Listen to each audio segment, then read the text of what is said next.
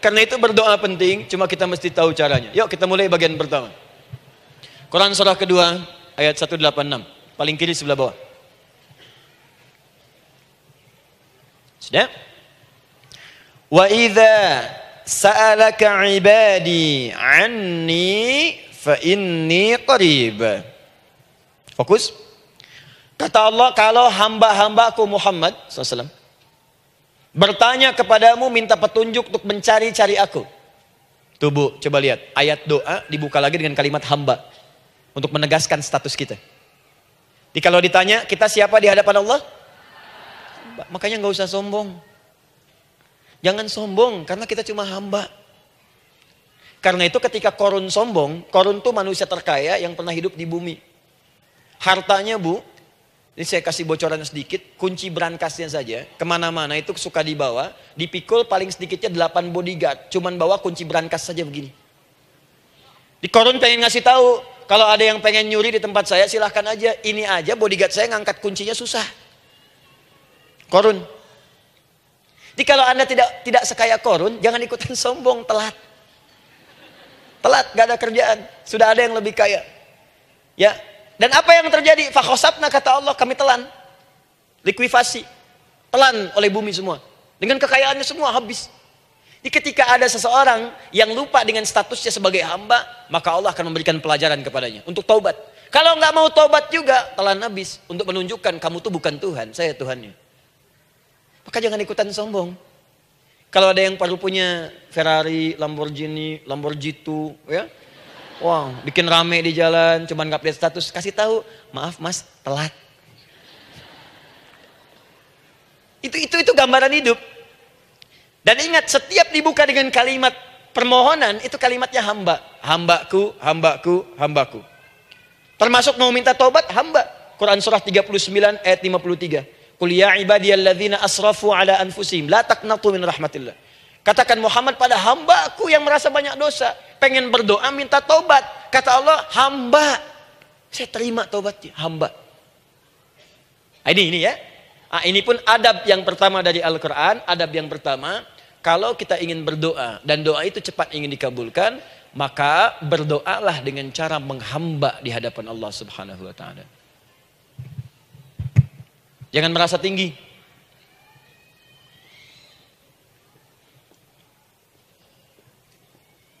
Saya turunkan caranya. Bagaimana cara menghamba itu dengan cara yang baik? Fokus. Wa idza sa'alaka 'ibadi 'anni, Muhammad SAW, jika ada hamba-hambaku bertanya padamu tentangku, ingin mencari-cari aku. Masya Allah, Ibu, maaf ya. Biasanya kan kalau orang mencari Allah, ingin mendekat kepada Allah, entah itu datang ke masjid, bangun malam, biasanya motifnya cuma dua. Satu, ada kebutuhan, pengen berdoa, terus dekat sama Allah. Besok mau arisan, malamnya tahajud. Anak mau ujian, baru puasa, kan? Suami ada proyek, nah, baru baca Quran, kan? Terus itu biasa itu, biasa. Jadi fitrah Bu. Tumben jeng tahajud, fitrah. Itu biasa itu. Ya. Yang kedua, taubat dari maksiat. Taubat. Seorang taubat ke masjid, bangun malam, doa, itu biasa. Jadi kalau ada seperti itu tandanya kita hamba normal manusia. Fa inni qarib, kata Allah, katakan Muhammad SAW, katakan kepadanya, jangan lelah mencari, aku dekat. Dekat, jangan mencari, aku dekat. Jadi Bu, ketika kita butuh Allah, langsung jawab oleh Allah. Kamu mau apa? Aku dekat. Itu secara psikologi memberikan ketenangan yang paling dalam. Saya belum datang di sini sampai jam 8. Ibu tanya panitia, ustadznya mana sih? Ukti, ustadznya mana? Jawaban pertama misalnya, ini belum jelas nih ustadznya. Gak ada kabar. Yang kedua mengatakan, tenang saja, ustadz sudah dekat. Maka yang kedua itu lebih menenangkan kepada kita. Ketika ibu mencari, ya Allah, saya sedang ada masalah, langsung dijawab oleh Allah. Tenang, aku dekat denganmu. Mau minta apa? Itu Bu, jadi kalau ibu sedang punya persoalan, psikologi Al-Quran mengatakan, langsung rasakan Allah tuh bersama kita, dekat, menunggu kita mau minta apa. Ibu punya masalah dengan suami, ingin mengadu. Lu kata Allah, saya dekat, kamu kenapa? Ada masalah apa? Ayo minta, ayo cerita. Mohon. Ibu punya masalah dengan anak. Ibu punya masalah dengan tetangga. Di pekerjaan, kehidupan sosial. Kata Allah, saya dekat. Nah, perasaan itu hadirkan dalam jiwa kita. Ini sekarang jarang didapatkan. Jadi kalau ada masalah itu, hal pertama yang dilakukan itu belum ingat Allah, itu masalahnya. Di kebanyakan manusia itu kalau punya masalah, selalu ingin yang pertama itu solusinya. Bukan Allahnya. Kan pemilik solusinya Allah. Jadi kalau kita ingat pada yang memiliki, maka apapun yang kita minta akan diberikan. Bahkan ada orang yang saking ingatnya dengan Allah, sebelum minta sudah dikabulkan. Itu yang dahsyat. Nah, sekarang setelah kita paham tentang kedekatan ini, kemudian kita praktekkan. Jadi Bu, ya maaf ya, ketika ibu punya masalah apapun, yang pertama diingat Allah. Allah, Engkau telah berjanji, Engkau pasti akan tepati. Ya Allah, sekarang aku ada persoalan. Nah, sekarang teruskan ayatnya. Ujibu da'watad da'i idza da'an. Ujib.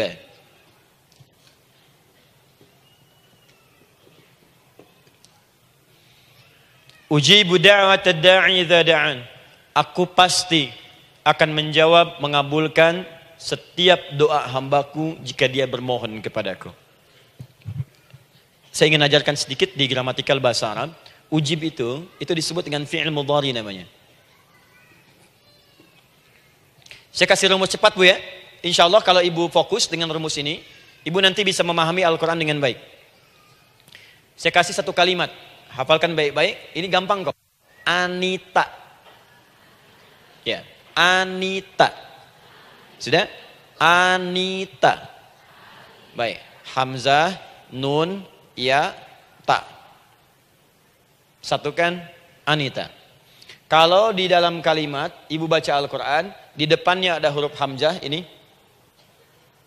atau nun, atau ya, atau ta, maka itu rumus mudhari namanya. Gak usah dihafalkan mudharinya, ya, gak usah dihafalkan sampai bikin misalnya satu ungkapan Anita istrinya Pak Mudhari, gak usah, gak ada kerjaan, ya, gak usah dihafal. Saya hanya ingin tunjukkan pemahaman. Kalau ada bentuk seperti ini punya 3 makna. Kalau dalam bahasa Inggris itu disebut present, ya, continuous, dan future. Present, continuous, and future. Sekarang, terus, sampai kapanpun. Sekarang, terus berlangsung, continuous, and future. Sampai kapanpun, di masa depan. Ini bentuknya disingkat dengan rumus ini, Anita. Di dalam konteks pengabulan doa, kata Allah, ketika saya akan kabulkan. Kalau kamu punya masalah, kamu berdoa, saya akan kabulkan. Nah, kalimat Allah saya akan kabulkan ini, bentuknya menggunakan mudhari. Ada hamzah di depannya, ujib. Artinya apa? Kalau ibu sekarang berdoa, saya akan kabulkan, kata Allah. Terus kamu berdoa, saya akan jawab. Nanti pun punya masalah di masa depan, kamu berdoa, saya jawab juga. Jadi artinya, tidak ada doa yang sia-sia. Semua doa, ingat, sepanjang kita butuhkan, pasti Allah berikan. Doa itu, sepanjang kita butuhkan, pasti akan dijawab.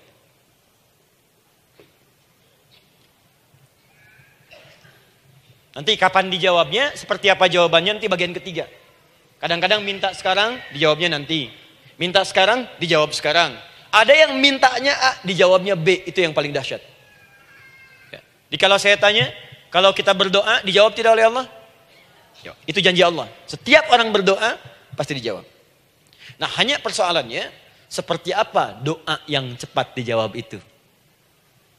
Apakah semua doa langsung dijawab seketika? Akankah mendapat jaminan langsung dijawab? Ternyata kalimat dijawab ini diikat dengan syarat ketentuan berlaku. Apa di antara syarat dan ketentuannya ini? Teruskan ayatnya. Falyastajibuli. Syarat pertama. Kalau doamu ingin cepat aku jawab, falyastajibuli. Maka engkau pun harus cepat merespon setiap seruanku. Jawab seruanku dengan cepat. Doa ingin dijawab oleh Allah, maka kata Allah, kamu pun harus menjawab setiap seruanku. Jawab seruan Allah.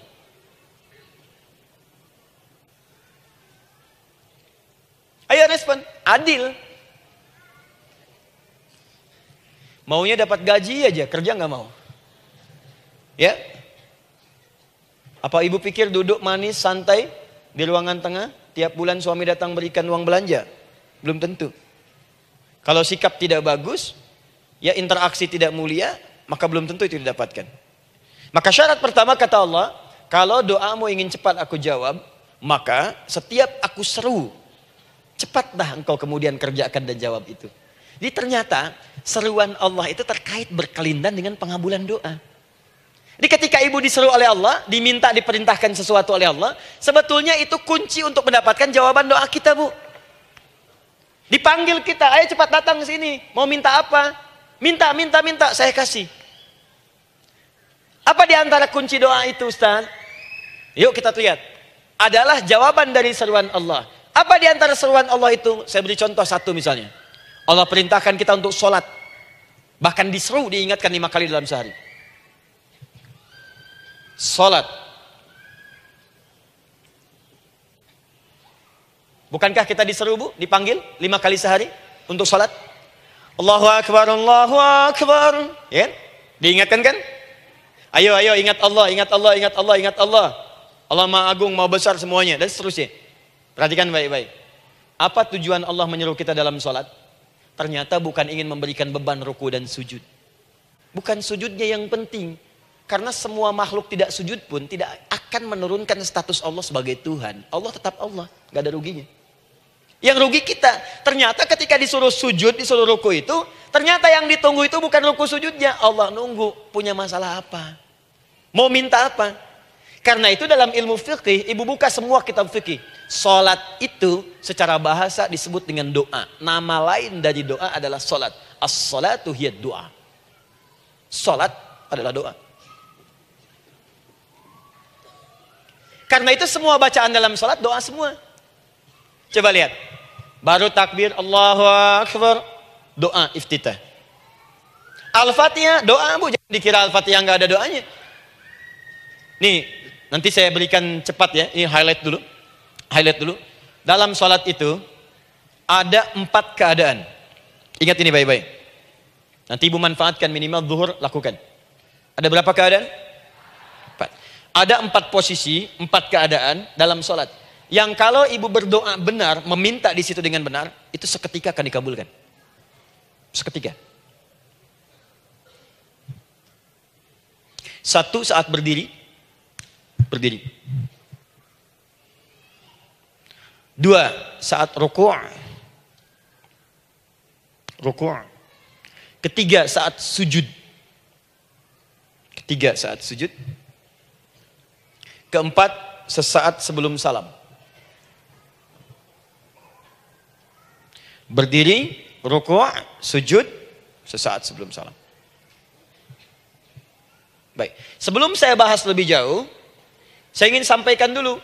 Jadi ternyata ketika kita diminta oleh Allah menunaikan sholat, itulah cara kita memohon, Bu. Itulah waktu kita meminta. Dan dahsyatnya dalam sehari itu 5 kali ditungguin, Bu. Mana ada manusia di muka bumi ini buka pintu rumahnya 5 kali sehari cuma untuk memberikan apa yang dibutuhkan.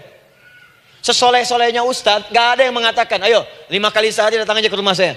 Kalau butuh apa-apa ambil. Butuh kulkas, ambil kulkasnya. Butuh TV ambil, gak ada begitu. Allah itu maha baiknya, 5 kali sehari dipanggil. Dari subuh sampai zuhur. Kita bangun tidur aja, punya masalah gak? Ayo minta, disuruh sholat 2 rakaat. Dan sholatnya gak usah banyak-banyak, 2 rakaat aja dulu supaya gak ada beban. Itu pun kadang-kadang masih lupa berapa rakaat kita sholat. Ya. Ayo sujud, disuruh minta, punya masalah gak? Terus dari subuh sampai ke siang, dipanggil lagi. Punya masalah lagi gak? Disuruh zuhur 4 rakaat. Karena waktunya cukup panjang, suruh 4. Ayo minta. Ada masalah apa? Minta sujud kita. Minta mohon. Dari zuhur ke asar, ditanya lagi, ada masalah nggak? Panggil lagi. Ke maghrib sampai ke isya sebelum tidur. Supaya tidurmu enak, masalah nggak ada. Tenang, nikmat, nyaman istirahatnya. Ada masalah nggak? Disuruh sholat lagi. Jadi kalau orang paham sholat itu kunci kebahagiaan, dia akan senang menunaikan sholat. Makanya ketika ibu bertanya, kenapa saya sholat?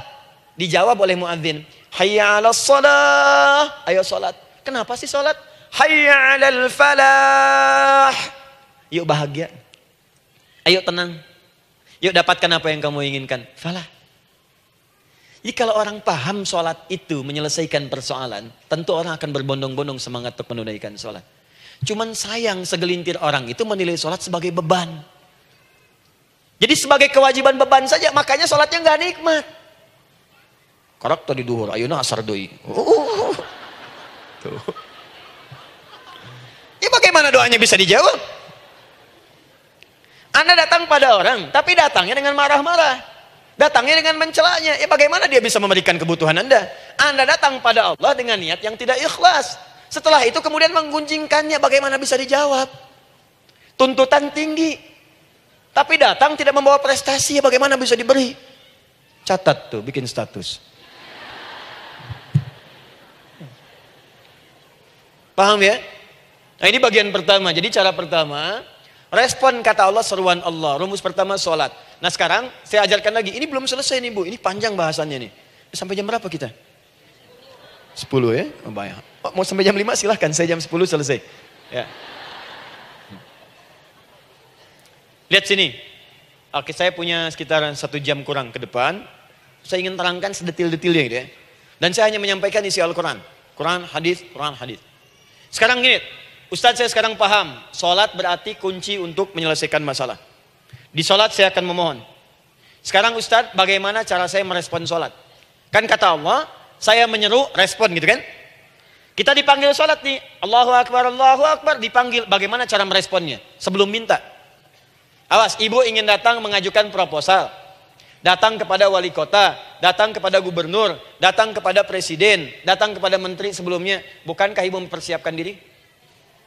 Penampilan ditata, proposal dibagus-bagusin, itu kan? Yang paling hebat itu kadang-kadang malam-malam latihan depan cermin. Bapak wali kota yang saya hormati. Lihat semuanya tuh. Dan yang paling luar biasa, maaf ya, janjian jam 7 dengan Pak Wali Kota, datang jam 6 ke Balai Kota. Sekarang ibu punya janji dengan Allah.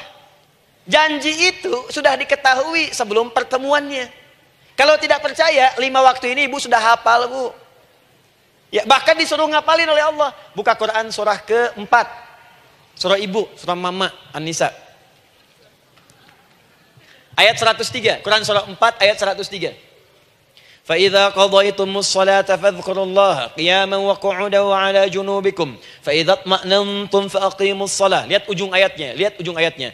Inna as-salata kanat 'alal mu'minina kitaban mawquta. Sungguh semua waktu salat itu telah ditetapkan waktunya bagi orang beriman. Itu terjemahan biasa. Kalau terjemahkan pakai ilmu balaghah, sungguh orang beriman itu hafal waktu-waktu salat. Tahu waktunya. Apalagi kalau di waktu itu ibu punya kepentingan pasti hafal. Kalau ibu benar memprioritaskan salat dan menilai salat sebagai solusi hidup, menilai salat sebagai kebutuhan, ibu pasti akan hafalkan itu Bu. Nih ya, ibu dapat bagian arisan nih. Bulan ini misalnya. Dan memang bagian jatah ibu, demi Allah saya katakan, sebulan sebelumnya ibu sudah hafal tanggalnya kapan. Bahkan di kalender tuh diwarnain. Papa, bagian mama nanti bulan ini. Tuh. Dicatat semua, di tempat siapa, jam berapa, datang dengan penuh keceriaan dan kebanggaan. Luar biasa. Hanya untuk urusan dunia yang itu habis gitu. Jika dia tidak meninggalkan ibu, ibu yang meninggalkan dia duluan. Sekarang 5 kali sehari semua diberikan, bahkan lebih daripada dunia dan seisinya. Harusnya sih wajarnya dihafalkan waktunya dan ibu hafal. Ayo, subuh jam berapa sekarang? Lihat sini, bukan ke atas. Ditutup tuh. Tuh, sana tuh. Subuh jam berapa? Ayo ngelihat ke sana, 4:43. Zuhur jam berapa? Tuh, asar, maghrib, isya. Itu kan kunci ibadah. Dan kunci ijabah, kunci ibadah, kunci ijabah. Di situ ada pengabulannya. Ini gimana mau minta, waktu permintaannya aja nggak hafal. Gimana mau bermohon, datangnya aja telat. Karena itu, bagaimana cara merespon seruan Allah? Diaturlah di Quran surah kedua ayat 152. Paling kanan sebelah bawah. Quran surah kedua ayat 152. Ibu masih ingat? Bukankah sholat disebut sebagai zikir? Masih ingat? Ya, di surah ke-20 ayat 14. Wa aqimis sholata lidzikri, tunaikan sholat sebagai zikir kepadaku. Sekarang lihat ya. Lihat ketentuan Allahnya. Kalau ibu dipanggil untuk sholat, dipanggil untuk zikir, cepat respon.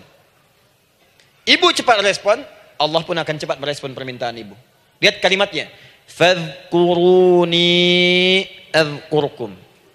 Fadhkuruni adzkurkum.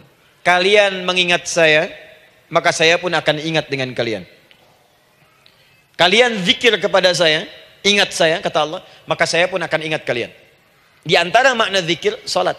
Jadi kalau ibu salat mengingat Allah dengan cepat, maka Allah pun akan cepat mengingat kita. Contoh.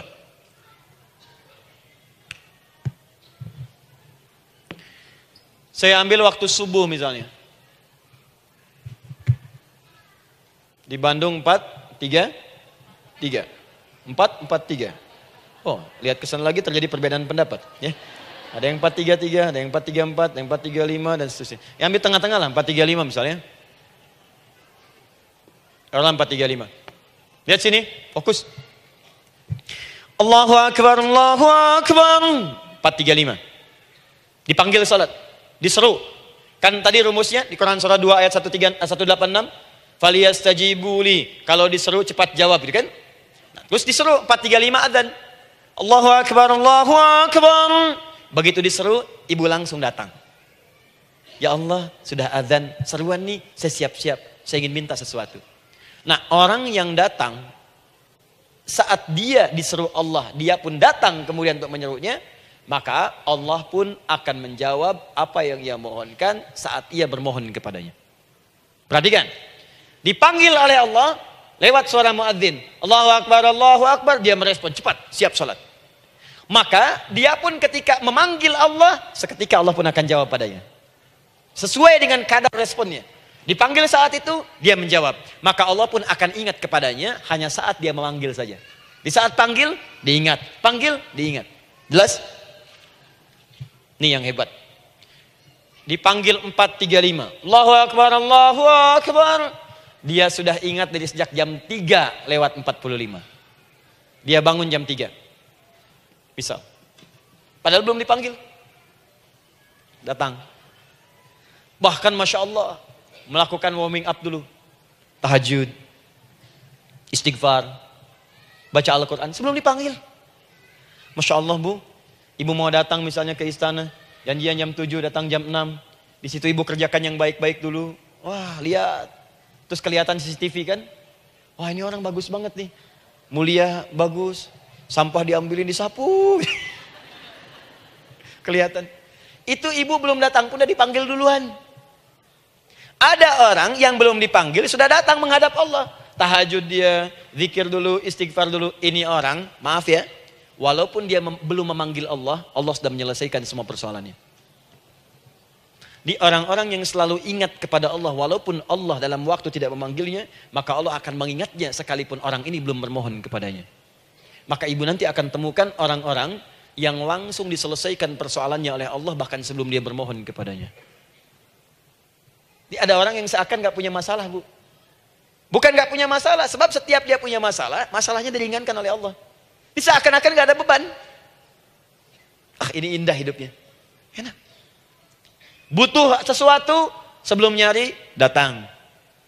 Ada persoalan, senyum dikit, selesai.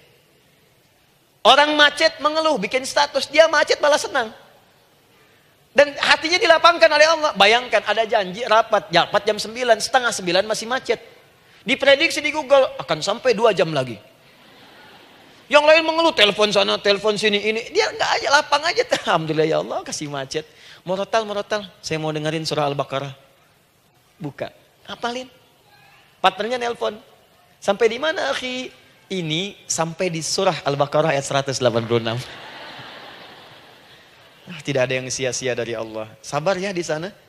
Ya, atau kita bisa koneksikan dari sini apa yang bisa saya selesaikan sekarang di sini sehingga sampai sana kita tinggal kesimpulan saja. Tenang hatinya. Gak ada gerasak, gerusuk, gelisah gini, telepon sana sini klaksonin, dasar lampu merah, lama, birunya sebentar. Padahal biru nggak ada, yang ada hijau kan. Jadi kalau sudah begitu enak bu. Yang perempuan ada di Quran Maryam. Maryam kan perempuan. Dan Maryam itu bukan nabi, bukan rasul. Ingin memberikan pesan kepada ibu, perempuan dimanapun. Tidak harus jadi nabi supaya doa cepat dikabulkan. Tidak harus menjadi rasul. Ini Maryam bukan nabi, bukan rasul. Tapi dia ini luar biasa. Sebelum dipanggil, udah datang. Zikirnya tak terlukiskan. Mohon kepada Allahnya luar biasa. Menjaga diri dari hal yang dilarang oleh Allah. Apa hasilnya? Sebelum diberikan bahkan oleh pamannya, sudah ada kebutuhannya. Quran surah ketiga ayat 37. Kullama dakhala 'alaiha Zakaria al-mihraba wajada 'indaha rizqa. Setiap pamannya mau memberikan kebutuhan Maryam sudah ada di dalamnya, Bu. Sudah ada. Itu luar biasa. Mau makan, makanan ada. Mau anggur, anggur ada. Ya. Wah, itu luar biasa, Bu. Jadi bermohon bahkan sebelum waktunya. Sentuhlah ia tepat di hatimu, maka ia akan jadi milikmu untuk selamanya. Wah. Nah, itu doa tuh. Aduh, mana-mana. Paham? Tuh. Jadi kalau yang standar-standar saja itu biasa. Maka datang sebelum waktunya. Datang. Atau datang pas dipanggil. Standar. Jadi kalau 4.35 adzan, Allahu Akbar, Allahu Akbar. Ibu bangun. Siap sholat, siap sholat. Itu standar. Yang dulu bahagia. Naikin lagi levelnya. Yang celaka itu ya ini nih. Dipanggil 4.35, baru bangun 5.34.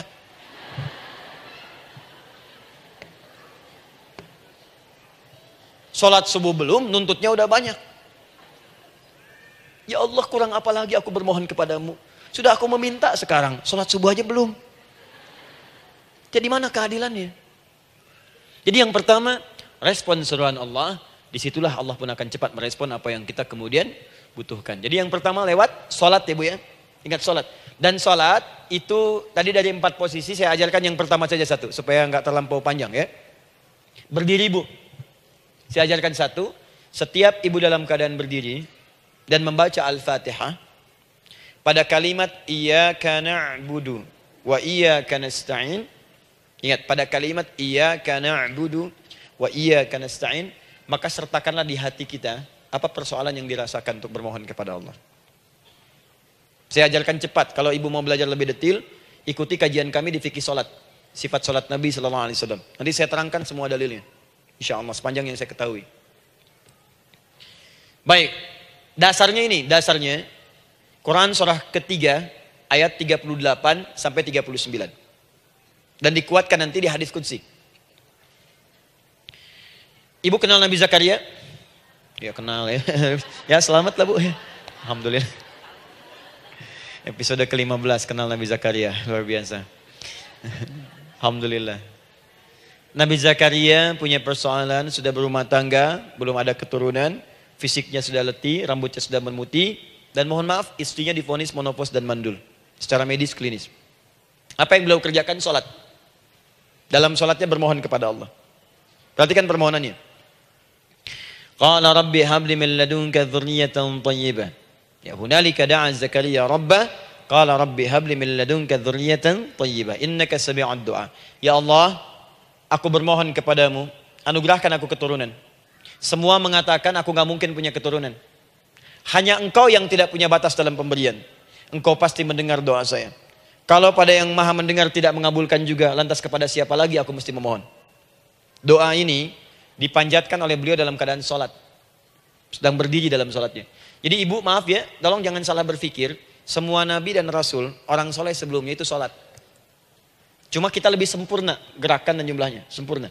Orang dulu sholat. Nabi Musa sholat. Quran surah 20 ayat 14. Nabi Isa sholat. Quran surah 19 ayat 31 sampai 33. Nabi Ismail sholat. Quran surah 19 ayat ke-55. Semua sholat. Sholat. Nabi Zakaria saat punya masalah, sholat. Dalam berdirinya minta dalam sholatnya. Dari mana Ustadz taunya beliau minta dalam berdiri dalam sholat? Ayat 39-nya baca. Quran surah ketiga ayat 39. Fanadatsul malaika, maka doanya itu dijawab oleh Allah. Datang malaikat menyampaikan jawaban. Wa huwa qaimun yusalli fil mihrab.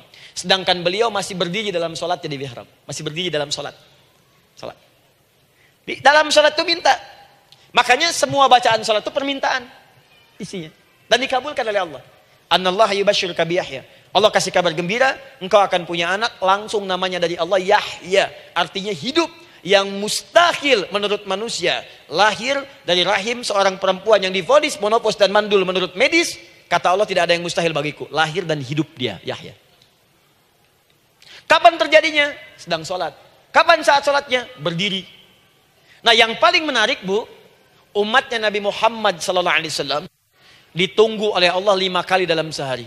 Dan dimintakan sebelum sholat untuk menyiapkan permohonannya. Maka turunlah Quran surah kedua ayat ke-45. Ibu lihat ayatnya. Wasta'inu bis-sabri was-salah.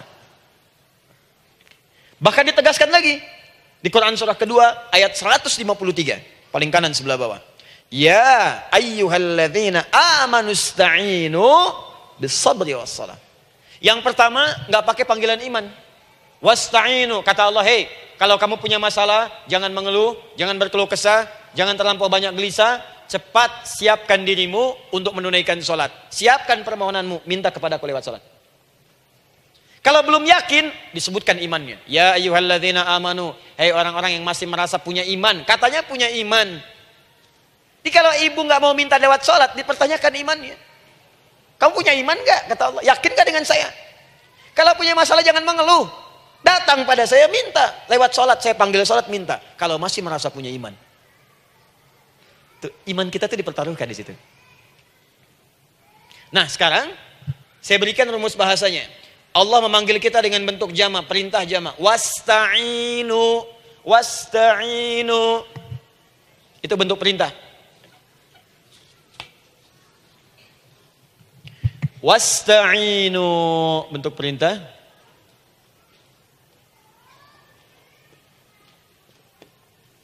Wasta'inu. Dan jika kalian, perhatikan cara menerjemahkannya, dan jika kalian punya persoalan dalam hidup, punya kebutuhan, maka bergegaslah siapkan dirimu untuk minta kepadaku solusi. Wasta'inu, dan mintalah oleh kalian pertolongan, solusi. Bisabri wassalah. Pertama sabar dulu. Sebelum sholat, sabar dulu dengan itu. Tahan dulu. Terima dulu. Jangan mengeluh, terima dulu. Nanti dalam sholat minta solusi. Itu maksudnya. Punya masalah sekarang jam 9 lewat. Sabar, tahan dulu. Koreksi diri, istighfar. Nanti zuhur minta. Atau duha sekarang sholat. Datang ke masjid, sholat duha minta. Tahiyatul masjid minta sekarang. Sabar. Ini sabar, terima dulu.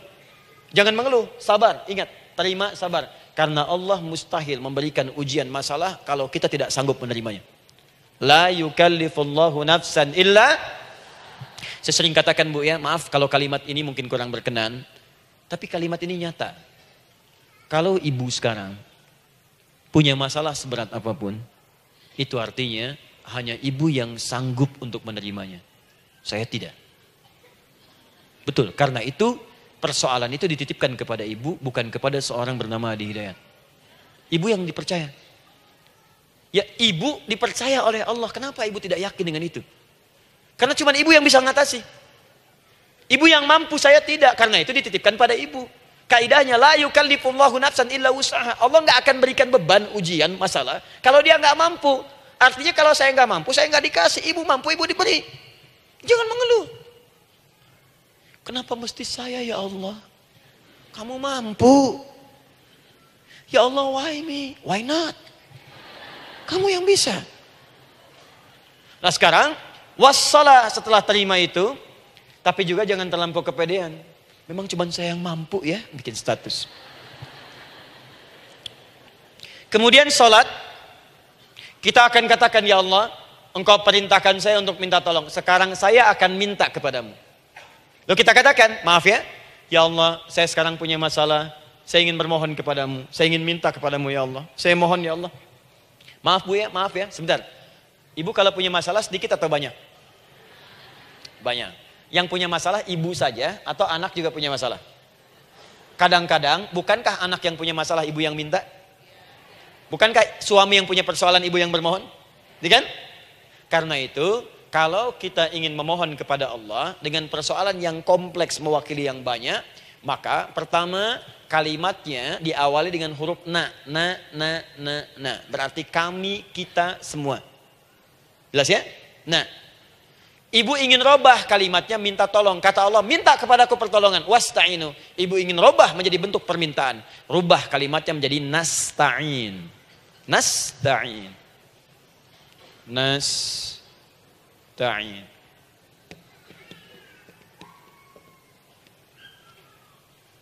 Wasta'inu nasta'in. Minta kepada siapa tadi? Allah. Boleh minta kepada selain Allah? Tidak. Hanya kepada Allah saja? Hanya kepada Allah saja, hanya kepadamu ya Allah, tidak kepada yang lain, maka kalimatnya menjadi iyyaka. Iyyaka. Hanya kepadamu saja ya Allah. Engkau berjanji kalau ada masalah minta aku berikan. Sekarang hanya kepadamu saja ya Allah aku bermohon. Maka kalimatnya namanya iyyaka nasta'in. Sekarang saya tanya kepada ibu, apakah dalam sholat ibu membaca kalimat iyyaka nasta'in? Tuh. Saya mau tanya, ibu bacanya saat ruku atau saat sujud? Berdiri. Gak ada orang ruku baca kalimat ini. Allahu Akbar. Iyyaka na'budu wa iyyaka nasta'in. Berdiri. Iyyaka na'budu wa iyyaka. Nah, sekarang saya bacakan hadis qudsinya. Tersambung dari Nabi sallallahu alaihi wasallam. Qala Rasulullah sallallahu alaihi wasallam, qala Allah azza wa jalla. Allah langsung yang berfirman lewat hadis qudsi. Perhatikan bahasanya. Qasamtu shalah baini wa baina 'abdi. Saya bagi dalam salat itu dua bagian, antara hak aku dan hak hambaku. Wali 'abdi ma sa'ala. Dan jika benar hambaku menunaikan kewajibannya dengan baik, menjaga hak-hak aku, maka pada saat itu apapun yang dia minta dalam salat aku akan berikan. Apapun. Kapan itu terjadi? Perhatikan kalimatnya. Idza qala al-'abdu, kalau hamba mulai membaca dalam salatnya, alhamdulillahi rabbil alamin. Alhamdulillahi rabbil alamin. Qala Allah azza wa jalla, seketika Allah menjawab, hamadani 'abdi, hambaku sedang memujiku. Ibu ingat baik-baik Bu ya. Ingat baik-baik. Setiap ibu baca Al-Fatihah dalam salat itu Allah memperhatikan dan menjawab bacaan ibu. Tadi masih ingat ketika saya katakan wa idza sa'alaka 'ibadi anni fa inni qarib, Allah itu dekat. Ya. Wa idza qala al-'abdu ar-rahmanir rahim, kalau hamba melanjutkan ar-rahmanir rahim, qala Allah azza wa jalla, Allah langsung menjawab athna 'alayya 'abdi, hambaku sedang menyanjungku. Wa idza qala al-'abdu maliki yaumiddin, ketika hamba berkata maliki yaumiddin, qala Allah azza wa jalla, Allah menjawab majjadani 'abdi, hambaku sedang mengagungkanku. Sekarang perhatikan kalimat ini. Wa idza qala al-'abdu, jika seorang hamba berkata, iyyaka na'budu wa iyyaka nasta'in, ya Allah, sekarang hamba sholat ibadah atas perintahmu. Dan hamba minta ya Allah, hamba punya masalah, hamba punya persoalan, dan kau janjikan minta dalam sholat. Qala Allah azza wa jalla, Allah jawab, hadza baini wa baina abdi, inilah perjanjian aku dengan hambaku. Wali abdi, kalau hambaku benar sholatnya sampai bacaan ini, masalah apapun yang dia minta sekarang aku akan kabulkan. Dalam berdiri. Cuman sayang, kadang-kadang dalam keadaan ini banyak yang tidak minta.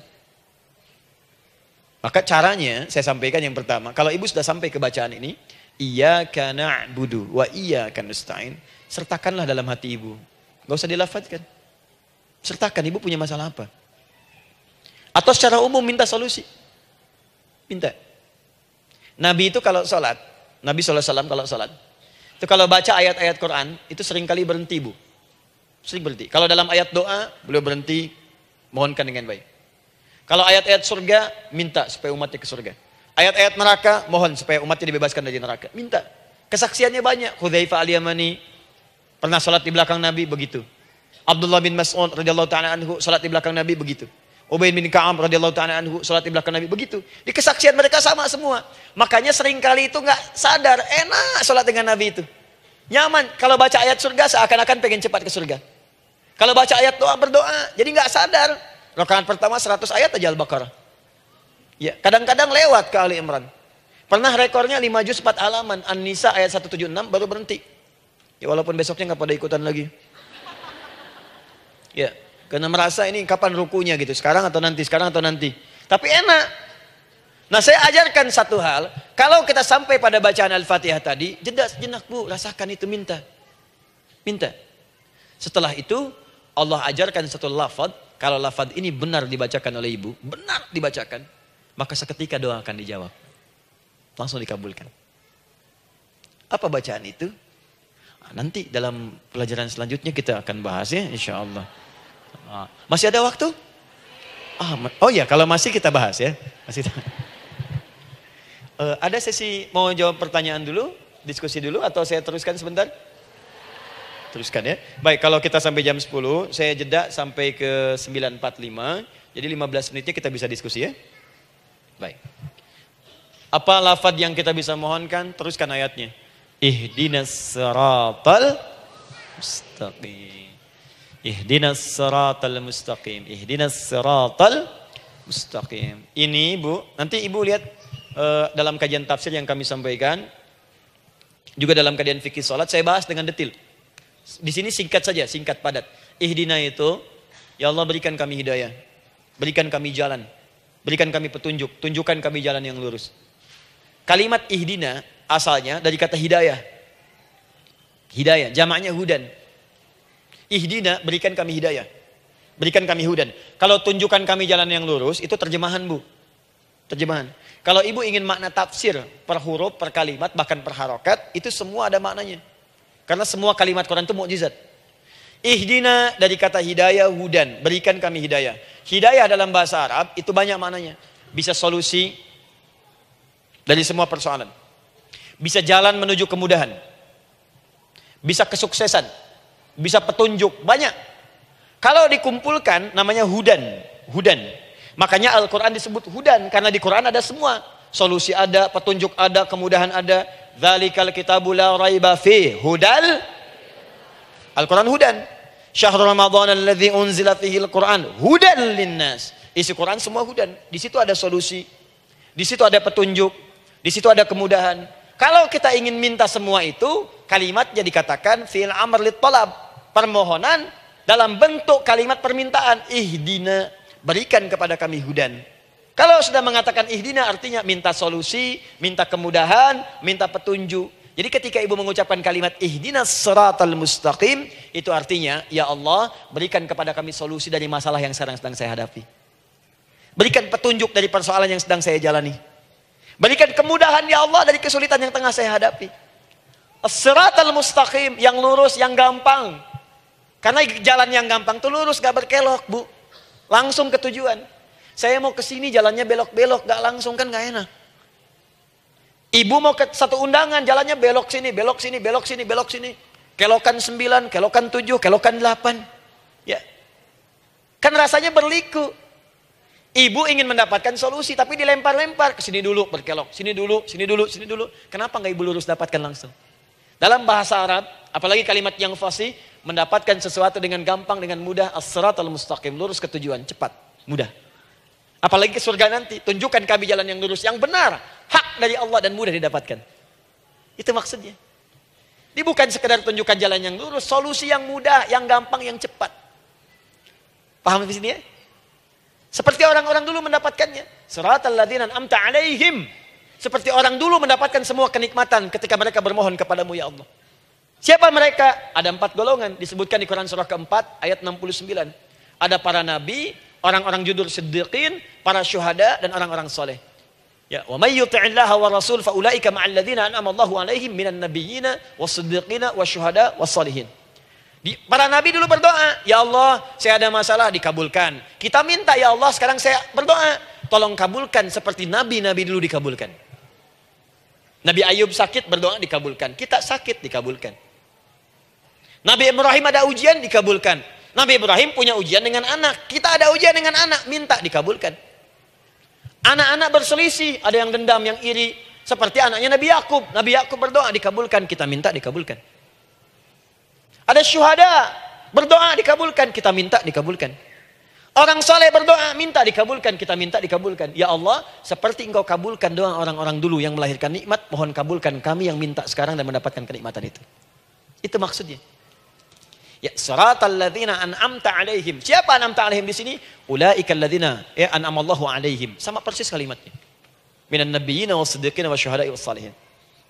Ini jangan diartikan sebatas terjemahan. Walaupun di musim haji sekarang itu bisa dipakai. Saya tugas 2010 di Mekah. Ada jemaah kesasar, lupa maktab. Kemudian ingin balik, nggak tahu jalan. Dia ketemu askar. Askar nggak bisa bahasa Indonesia, dia nggak bisa bahasa Arab. Tapi dia hafal Al-Fatihah. Datang kepada askar, dia tunjukkan gelangnya. Pak, ihdinas siratal mustaqim. Tunjukkan saya jalan yang lurus. Bikin gelang. Askar nggak bisa bahasa Indonesia. Dikasih bahasa Arab nggak paham-paham. Tapi askar ini pun cerdas. Dia tunjuk, dia lihat gelangnya. Oh, maktab sana. Siratal ladzina an'amta 'alaihim ghairil maghdubi 'alaihim waladdallin. Lurus, jangan belok-belok. Kalau belok nanti engkau tersesat atau dicaci maki orang. Maghdub ya dicela orang. Dhalin tersesat, kan? Jangan dicela, jangan sesat, lurus. Tapi kalau dalam berdoa dalam sholat minta di hati hadirkan. Jelas ya? Nah, itu posisi pertama. Jadi pertama minta lewat sholat. Yang kedua cepat rajin istighfar, Bu. Saya cepat ya, rajin istighfar. Masih ada 7 menit lagi. Ibu rajin istighfar. Astaghfirullah, astaghfirullah, astaghfirullah, astaghfirullah. Itu yang paling singkat. Astaghfirullahaladzim, astaghfirullahaladzim, astaghfirullahaladzim. Itu yang menengah. Astaghfirullahaladzim, alladzi la ilaha illa huwal hayyul qayyum wa natubu ilaihi. Astaghfirullahaladzim, alladzi la ilaha illa huwal hayyul qayyum wa natubu ilaihi. Astaghfirullahaladzim, alladzi la ilaha illa huwal hayyul qayyum wa natubu ilaihi. Itu yang cukup panjang. Ibu rajin istighfar. Orang yang rajin istighfar itu diantara yang disebutkan dalam riwayat-riwayat adalah orang-orang yang cepat dijawab doanya. Hanya dengan istighfarnya. Jadi dia tuh punya keinginan, dia nggak katakan. Jadi keinginan di benaknya dia, terus dia istighfar. Astagfirullah, astagfirullah, astagfirullah. Itu kalau benar rajin istighfar, seketika dikabulkan. Cepat. Ada seorang yang hidup, ini tukang roti. Di zaman Imam Ahmad bin Hanbal. Saya pernah kisahkan ini di beberapa keadaan. Orang ini, itu ahli istighfar. Jadi maaf ya Bu ya, bukan istighfarnya pas ada keperluan aja, bukan. Ada ta'lim Ustaz Adi, sab pertama, astagfirullah, astagfirullah, astagfirullah. Bukan. Besok ada arisan, astagfirullah, astagfirullah. Bukan. Jadi bukan ada keperluan, istighfar bukan. Orang ini membiasa istighfar. Jadi setiap mengerjakan apapun dia istighfar. Mau minum, bismillah, astagfirullah, astagfirullah. Dia setiap buka adonan, astagfirullah, astagfirullah. Nah satu ketika, Imam Ahmad itu nggak tahu kenapa, pengen datang ke daerah itu. Ya kalau misalnya ibu tinggal di Cicahem, misalnya kan Imam Ahmad tiba-tiba pengen ke Cicahem aja. Terus karena lelah, mampir ke masjid. Istirahat di dalam masjid. Tiba-tiba kata penjaga masjidnya, DKM-nya, marbotnya, ya Syekh, idhab, pergi, nggak boleh tiduran di sini. Kata Imam Ahmad, saya kan cuma numpang istirahat, nggak boleh keluar. Dan dia nggak tahu kalau itu imam besar. Dan Imam Ahmad itu sudah populer Bu, sangat famous, familiar. Cuman orang kan nggak pernah lihat wajahnya. Dulu kan nggak ada Facebook, nggak ada Instagram, nggak ada handphone, nggak ada apa-apa. Jadi kalau orang terima Ahmad, ya Ahmad aja kemana-mana. Oh, no, Imam Ahmad, dia Imam Ahmad, Imam besar, Imam Syafi'i, Imam besar. Tapi nggak pernah lihat. Sekarang kan udah kelihatan. Ya, udah kelihatan. Sekarang banyak. Makanya orang dulu tuh senang begitu tahu, dikasih tahu, Nabi aja ke Madinah Bu, nggak ada yang tahu kalau itu Nabi Muhammad kalau belum pernah lihat. Karena beliau di bawah, Abu Bakar di atas. Abu Bakar kan naik kan, untanya Nabi. Nabi Muhammad pas di bawah gantian tuh di jalan. Orang mengira yang di atas unta Nabi Muhammad. Padahal Nabi Muhammad yang jalan kaki, nggak kelihatan. Makanya responnya bola ketika tahu Nabi, senang luar biasa. Minta doa, minta ini, minta itu. Orang sekarang tidak, karena sering banyak lihat di TV media sosial, begitu ketemu minta foto. Ini lain kisahnya, nggak tahu dia, pergi keluar. Kata Imam Ahmad, ya sudah, keluar beliau, nggak mau ribut, istirahat di luar, di pelataran. Di sini juga nggak boleh. Lihat kalimatnya, barah, keluar, pergi. Barah itu kasar Bu. Begitu kemudian didebat lagi, saya cuma di luar. Rawah itu dari kata roh Bu, itu paling kasar. Artinya keluar dengan roh-rohnya sekalian. Rohnya pun jangan di sini. Ya. Jadi kalau ibu nanti di Masjidil Haram misalnya kan, ada kalimat itu artinya kesel Bu askarnya. Ya, keluar. Misalnya idzabi enti, nggak mau, saya mau di sini. Ya, barwa pergi. Sampai ke rawah dengan roh-rohnya. Itu artinya ibu disuruh pergi. Ya, bukan jangan mengelak lagi. Rawah. Saya bukan rawah, saya rohayati. Suruh pergi. Pergi. Imam Ahmad pergi tuh akhirnya. Pergi, di jalan kelihatanlah tukang roti tadi. Begitu kelihatan capek lah dipanggil, Syekh, kayaknya lelah istirahat di sini. Dan tukang roti pun nggak tahu kali itu Imam Ahmad. Begitu istirahat, duduk, kelihatan Imam Ahmad setiap buka adonan, astagfirullah, astagfirullah. Bikin lagi, astagfirullah. Imam Ahmad tahu faidah itu. Tapi ingin menguji tukang roti ini, ditanya.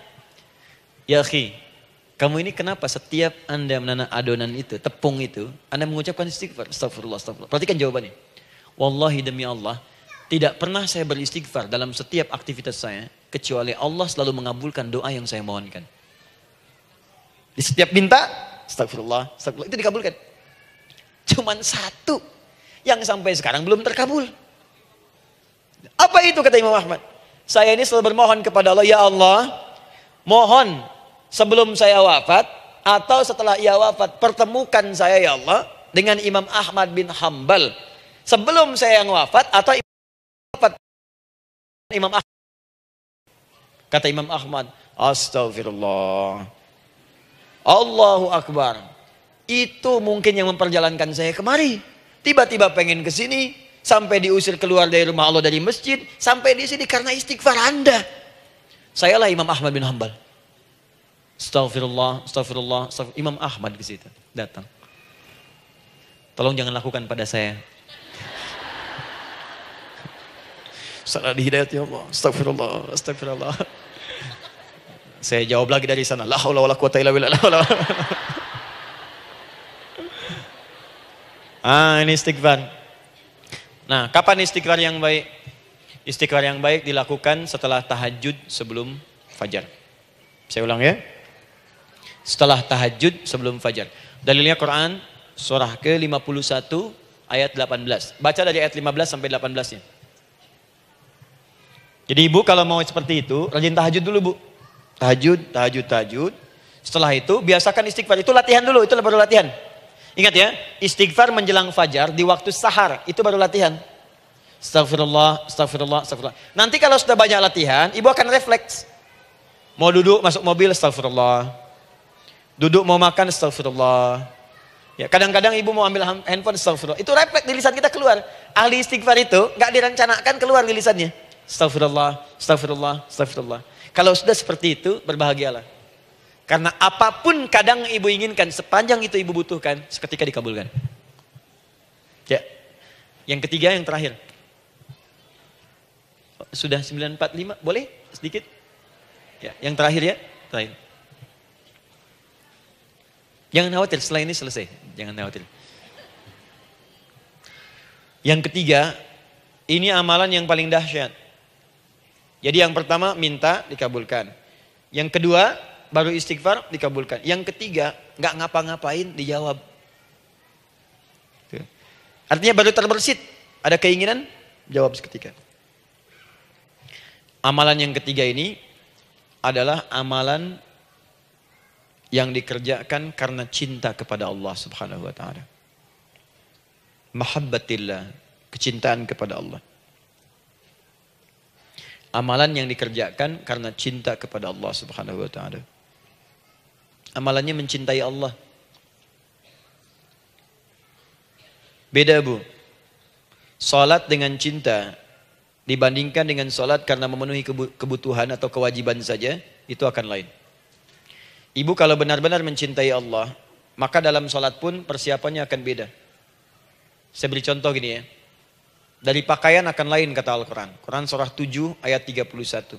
Ya bani Adam khudhu zinatakum inda kulli masjid. Hei anak cucu Adam, kalau ada panggilan dari masjid, kenakan pakaian terindahmu.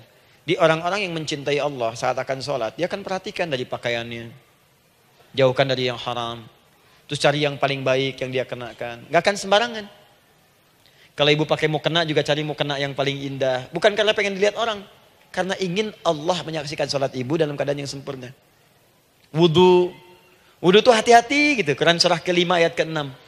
Ya ayyuhalladzina amanu idza qumtum ila shalah faghsilu wujuhakum wa aydiyakum ilal marafiq wamsahu bi ru'usikum wa arjulakum ilal ka'bain. Jika ada orang beriman mencintai Allah, mau salat dia mau wudu, wudunya enggak akan sembarangan, Bu. Cuman basuh. Ya, bagian kepala juga harusnya kepala, dia rambut, takut selesai. Sampai ke kaki cuma disodorkan di keran, beres. Itu sih Anak kecil juga bisa. Orang ini lain. Dia akan pelan-pelan dilihat secara sempurna. Hati-hati, kerjakan karena Allah, karena ingin baik.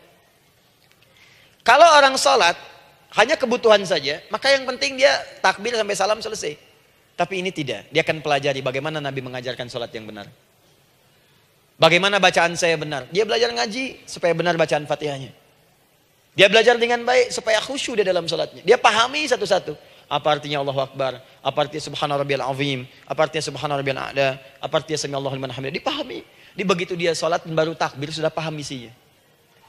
Jika ada orang seperti ini, dia mengerjakan apa yang Allah perintahkan karena cinta dengan Allah. Dia berzakat karena ingin mencintai Allah. Dia berinfak karena cinta dengan Allah, bukan karena uangnya. Pokoknya kalau orang cinta itu, Bu, setiap pecinta dia akan memberikan apapun pada yang dicintai. Walaupun tak diminta. Dan pecinta itu sifatnya, kalau yang dicintainya senang sesuatu, akan otomatis ikut senang. Ibu misalnya senang ya dengan pasangan sebelum menikah. Pasangan senang kucing, ibu akan terpaksa senang kucing. Ibu cinta dengan anak, semua akan diikuti apa yang diinginkan. Seperti itu, cinta itu butuh pembuktian. Karena itu sering saya katakan pada akhwat ya yang belum menikah, yang masih muda-muda belum menikah, cinta itu butuh pembuktian. Jadi jangan percaya kalau ada orang yang bicara di lisannya nggak ada buktinya. Aku akan seperti Dilan membawamu dalam motorku. Katakan padanya, aku tak butuh dengan rayuan kata-katamu. Itu hanya angin surga. Yang kubutuhkan, tuliskan namaku di buku nikah kita. Wah, catat. Itu caranya. Main ke Taman Dilan, cuman boncengan. Seakan dunia milik berdua, yang lain gak ada. Gombal. Udah ya? Jelas? Jadi amalan yang ketiga ini kerjakan karena Allah. Saya mau contohkan satu. Ibu pernah dengar Imam Malik bin Anas? Pernah ya? Gurunya Al-Imam Asy-Syafi'i, Imam Malik bin Anas, lahir di kisaran tahun 94-95 Hijrah. Siap, Kang Dan. Wah, ini terakhir nih, saya tutup nih. Benar-benar terakhir. Betul-betul. 10 menit lagi kalau ada nanti tanya jawab sedikit. Imam Malik ini, Bu, itu Masya Allah. Saking cinta pada Allah dan Rasul, itu tidak pernah, jangankan sholat. Dalam beliau memberikan fatwa pun akan mencari pakaian yang paling bagus. Paling indah. Dan beliau menjaga adab dalam menyampaikan kalimat Nabi pun itu luar biasa. Sampai satu kali pernah pakai jubah bagus, indah, ada lebah menyengat di kepalanya, sedang menyampaikan hadis. Saking hormatnya terhadap hadis Nabi, lebah itu dibiarkan menyengatnya. Nggak mau memutus kalimat Nabi, hadis Nabi hanya untuk mengusir lebah, dibiarkan sampai tersengat. Apa yang Allah berikan kepada beliau? Allahu Akbar. Satu kali singkat, berdiskusi dengan muridnya Al-Imam Asy-Syafi'i. Kata Al-Imam Asy-Syafi'i, ya guru, setahu saya rizki itu dicari dulu baru dikasih. Imam Malik lebih tinggi ilmunya pada saat itu. Beliau tahu ada 8 jenis rizki. Ya Syafi'i, ada rizki yang tidak perlu dicari, Allah berikan. Wah, berdebat tuh sampai berpisah. Setelah itu secara singkat Imam Asy-Syafi'i lewat di kebun anggur sedang panen anggur besar. Tiba-tiba tergerak untuk membantu, datang ke situ bantu. Begitu selesai dikasih hadiah anggur banyak, besar-besar, indah, enak, gitu kan? Ketika diberi itu langsung senang beliau. Bukan karena anggurnya, karena merasa pendapatnya benar. Jadi begitu bekerja baru dapat. Dibawalah anggur ini diberikan pada gurunya. Perhatikan adabnya terhadap guru. Jadi kalau ibu adabnya bagus pada guru, keberkahan dapat, ilmunya pun menghunjam di jiwa. Imam Syafi'i nggak merasa benar, tapi memberikan sebuah jawaban dengan adab. Guru, tadi itu ada panen anggur, saya mencoba membantu. Begitu saya bantu dikasih anggur, dikencangkan kalimatnya. Begitu saya bantu dikasih. Dibantu dulu baru dikasih. Kalau saya nggak bantu, saya nggak dikasih. Apa jawab Imam Malik? Imam Malik tersenyum, tertawa. Tabassama dhahika. Masya Allah, Syafi'i, bahasa kita. Tadi itu saya keluar, mau ngajar. Siang-siang terik begini, saya kepikiran, ya Allah, kalau makan anggur yang enak-enak, enak banget sekarang ini. Ada anggur sekarang. Tuh. Murid berikhtiar, guru mendapatkan hasil. Setelah itu Asy-Syafi'i naik dan jadi bintang di zamannya, sampai kekinian pun luar biasa. Dan mendapatkan barakah gurunya, seperti gurunya dapatkan, muridnya pun meraihnya. Itulah 3 cara bagi kita untuk bermohon kepada Allah. Jika ingin dipercepat oleh Allah, bisa lewat sholat, bisa lewat istighfar, bisa juga dengan menciptakan amalan-amalan, atau mengikuti amalan-amalan yang cintakan atau ditujukan untuk mencintai Allah Subhanahu wa taala.